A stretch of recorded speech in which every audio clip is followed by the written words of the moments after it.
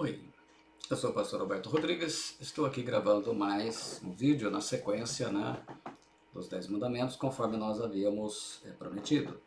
E estamos aí procurando, de alguma maneira, estar aí compartilhando com vocês sempre a palavra do Senhor, correto? Então é essa a nossa finalidade e espero que, naturalmente, vocês estejam desfrutando. A ministração é sempre feita com amor e gratuita.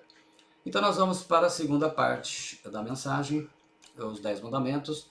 Lembrando que eu havia falado, no hebraico, a palavra dibro, ela é traduzida como como declarações, palavras, os 10 ditos, não necessariamente como nós traduzimos no Ocidente como mandamentos. Então, fiz também a comparação das duas tábuas. O primeiro mandamento, não terás outros deuses diante de mim. Na segunda tábua, a equivalência ao sexto mandamento, não matarás.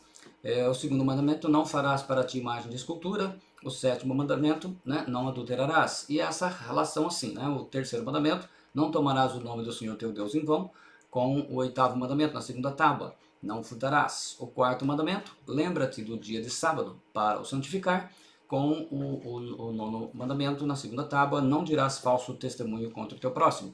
E o quinto mandamento, honra teu pai e tua mãe, com o décimo mandamento, não cobiçarás a casa do teu próximo, não cobiçarás a mulher do teu próximo. Então nós vamos então dar sequência aqui. O sexto mandamento, então, conforme está na segunda coluna, que é o que nós vamos estar abrangendo aqui. Então ele coloca lá o sexto mandamento, não matarás. A palavra hebraica é ratsak. Ratsak quer dizer assassinar, cometer homicídio, matar.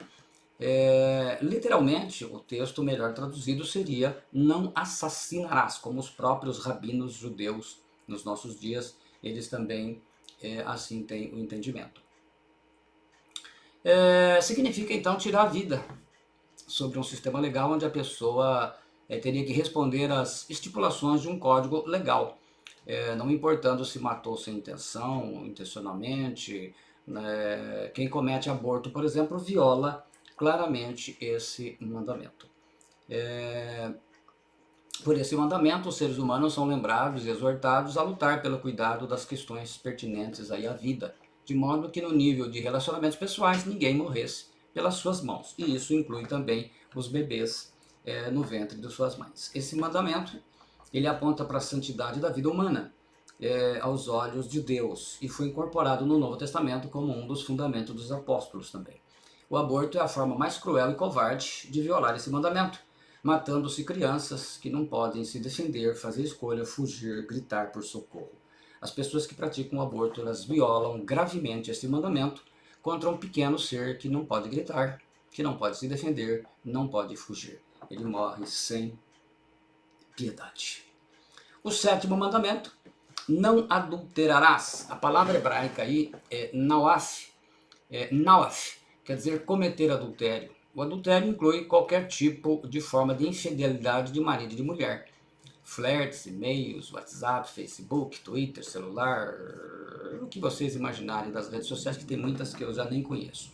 Ao mesmo tempo em que ele visa a santidade sexual e a santidade do casamento, também ele lida com o conceito da relação peculiar com Deus e com os outros, correto? Jesus ensinou então que essa pureza também inclui os pensamentos, o olhar, pois só de um homem casado, e aqui vale mulher casada também, olhar para um outro, no caso o homem olhando para uma mulher e a mulher olhando para um homem, ou na situação que está hoje, com intenção sexual, na situação que está hoje também, do mesmo sexo, não importa. Ele já comete adultério, conforme Jesus deixou claro em Mateus 5, 27 e 28. O mesmo vale para as mulheres, então, nesse caso. Nesse mandamento, ele também foi incorporado no Novo Testamento para a igreja, sem sombra de dúvidas. Deus não estava apenas preocupado com a obediência exterior da lei, mas também com a pureza dos corações dos seus filhos. E que isso seja bem colocado. Oitavo mandamento. Oitavo mandamento, não furtarás. A palavra ganab, furtar, roubar, levar embora, entrar nas furtadelas, enganar. O aspecto positivo desse mandamento é certificar de que tudo o que você possui seja obtido através dos meios corretos, justos e honestos. Esse mandamento protege a estabilidade social. Infelizmente, muitos dos cristãos se tornam políticos corruptos, corruptores, ladrões, trambiqueiros, golpistas, rolistas, narcotraficantes, enfim, por não conseguirem obedecer a esse mandamento. Invadir terras de outra pessoa, porque supostamente não são produtivas, ainda que sejam com respaldo e permissão de governos ímpios, viola também o mandamento e não tem a bênção de Deus. Esse mandamento exige que cada um respeite a propriedade do próximo, promovendo o trabalho honesto como meio de ganhar as suas riquezas, o sustento da sua família. Então, para Deus não tem essa desculpa. O nono mandamento: não dirás falso testemunho contra o seu próximo. Êxodo 20:16. Falso aí, sheker, quer dizer engano, mentira, fraude. Injúria no testemunho, língua falsa, inverdade. O nono mandamento, ele chama a pessoa para ser leal e sincera. Não fofoqueira, nem caluniadora, nem mexeriqueira.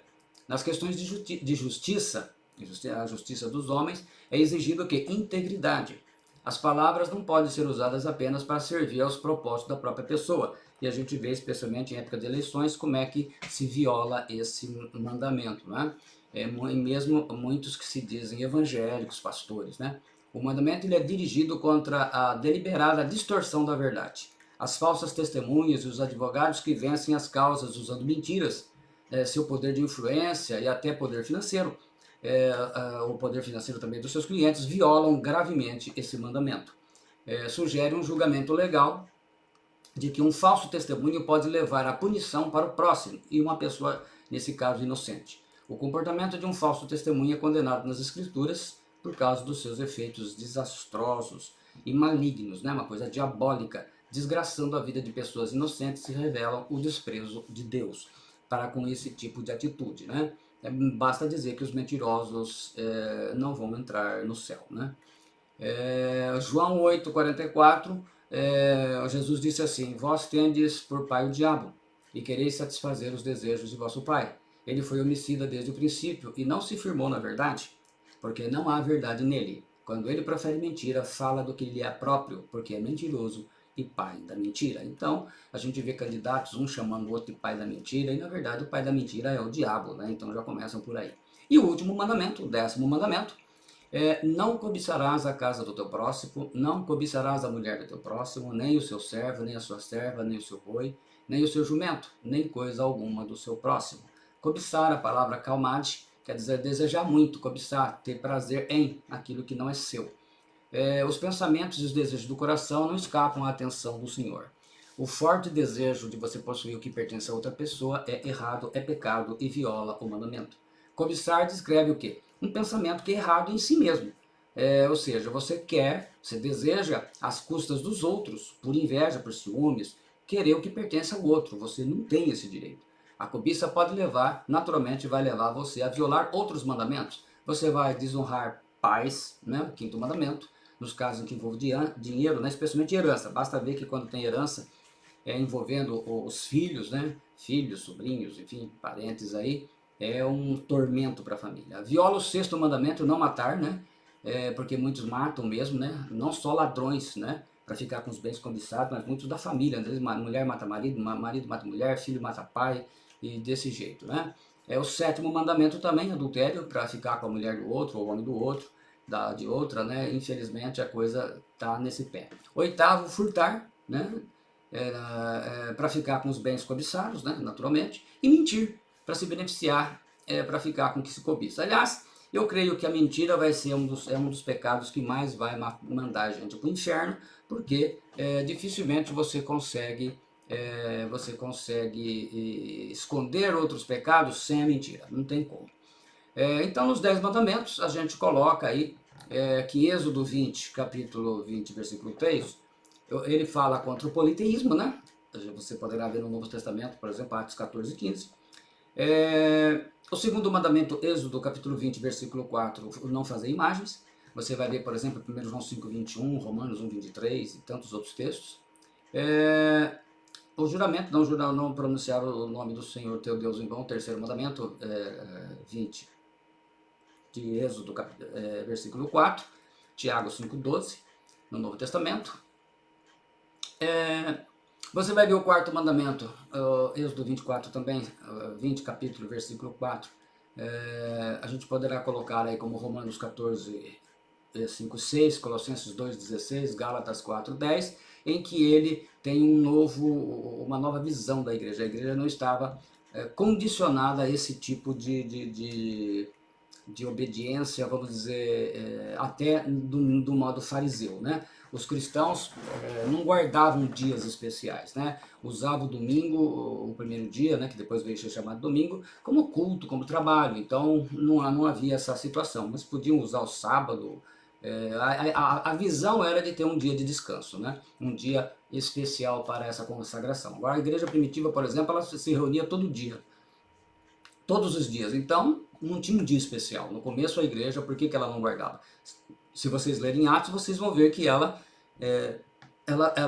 se reunia todos os dias. Então, todos os dias, vamos dizer assim, era sábado para ela. No capítulo, o quinto mandamento, Êxodo 20, ainda 4, obediência aos pais. Efésios 6:1. Também o sexto mandamento, não assassinarás. Podemos colocar em 1 Coríntios 6, 9, 10, Mateus 5, 27, 28, entre tantos textos, Apocalipse, né, que fala que os assassinos não entram também o reino de Deus. O sétimo mandamento, o adultério, não adulterarás, né? Entra aí 1 Coríntios 6, 9, 10, Mateus 5, 27, 28, na verdade, no sexto mandamento, não assassinarás, 1 João 3, 15, correto? Fazendo uma correção aqui. O oitavo mandamento, não roubarás, né? Não roubar, Efésios 4, 28, no Novo Testamento. No nono mandamento, não dirás falso testemunho, Colossenses 3, 9 e 10. E o décimo mandamento, não cobiçar, Efésios 5, 3. Então, resumindo aqui, fazendo um resumo geral, colocando as tábuas da pedra da lei lado a lado, os mandamentos, então, eles ficam propositalmente alinhados em pares. Cada mandamento da primeira coluna forma um par com o outro da segunda tábua. Então, como eu falei, né, eu sou o Senhor teu Deus, está paralelamente formando par aí com não assassinarás. E assim subsequentemente. Então nós vamos ver que essas questões foram, os mandamentos ou as 10 palavras, eles foram colocados de uma forma muito clara para o povo de Israel e também hoje para a igreja, né? Então quando Deus coloca lembra-te do dia de sábado para o santificar, ele forma par com não dirás falso testemunho. Quer dizer, o indivíduo que não reserva um espaço para Deus, um tempo para buscar o alimento espiritual, ele vive só do que é material. Sem alimento espiritual, o espírito morre. A carne passa a prevalecer sobre o espírito. E a mentira, o falso testemunho é uma das obras da carne, narradas pelo apóstolo Paulo, né? Somente buscando a Deus é que podemos nos firmar a verdade. É por isso que os casamentos estão sendo destruídos. E como eu estava falando, é muito importante a gente lembrar que a igreja primitiva, no começo, eles se reuniam todos os dias. Então, todos os dias eram dias especiais para Deus, né?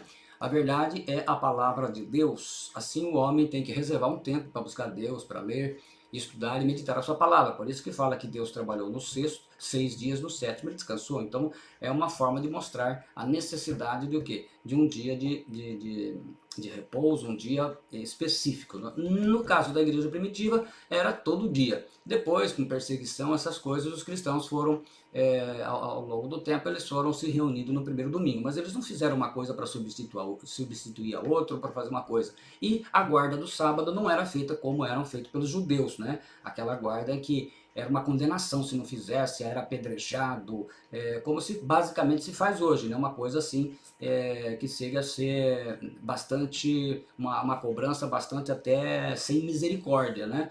Porque coloca um peso, um jugo. Na verdade, não foi bem assim o propósito de Deus quando colocou essa aliança com o povo de Israel, né? E Jesus mesmo veio mostrar isso daí.